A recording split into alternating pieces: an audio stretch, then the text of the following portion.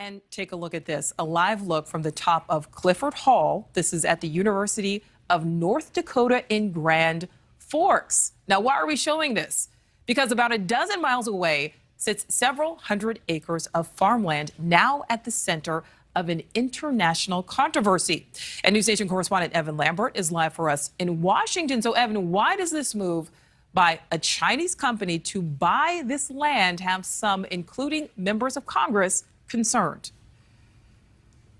Well, Nicole, Chinese companies gobbling up U.S. farmland are leading to those growing concerns in Congress. Iowa Senator Chuck Grassley telling News Nation today it is important to protect not only our food production, but also national security. And here's that recent example. Chinese conglomerate Fufeng is building a corn milling plant in Grand Forks, North Dakota, just 12 miles from an Air Force base, which houses some of our top intelligence and surveillance capabilities. Chinese companies own nearly $2 billion worth of U.S. farmland, according to the USDA, and their ownership of land has increased dramatically over the past decade.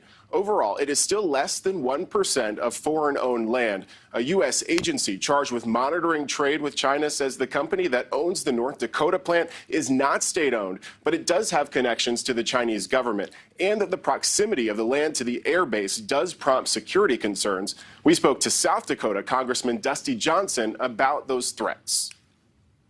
I do a number of military installations. They do what they can to make sure that eyes in the sky don't peer down at what's going on that base. But the closer you allow the Chinese Communist Party to these bases, the more difficult it is for us to obscure the activity on those bases.